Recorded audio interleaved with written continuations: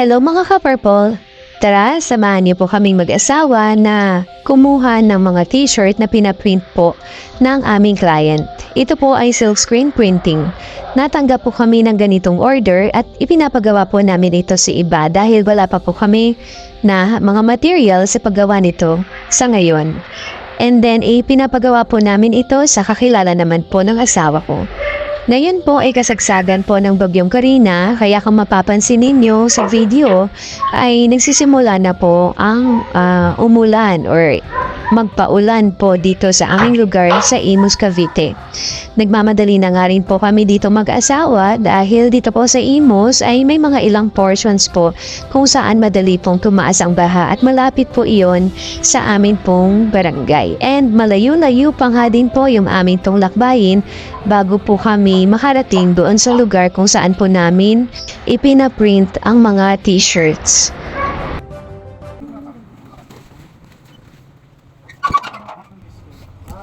Magandang hapon po.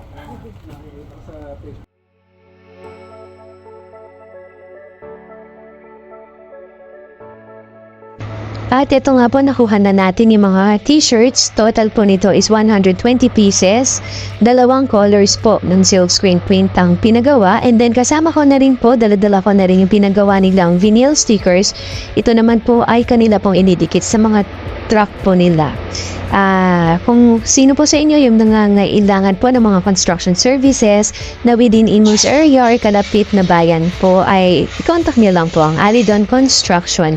Narito po yung kanilang information and telephone number, mag-inquire lamang po kayo.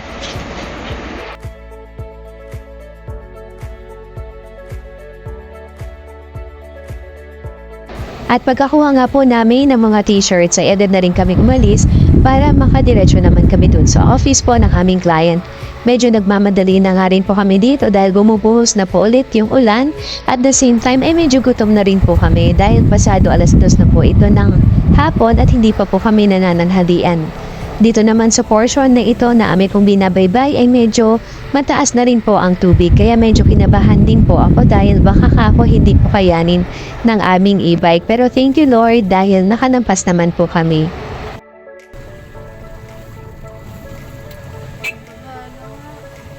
Baka lumubog tayo.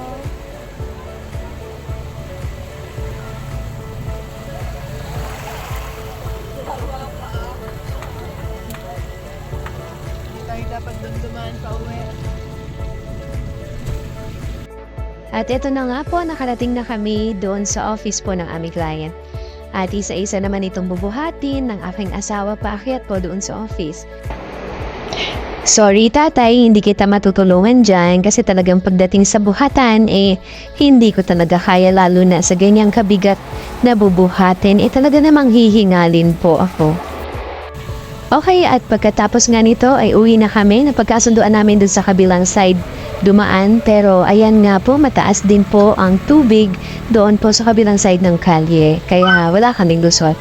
Kaya po sa inyong lahat, salamat po sa inyong panonood. Sana po ay mag-ingat po tayong lahat. Stay safe everyone. God bless po.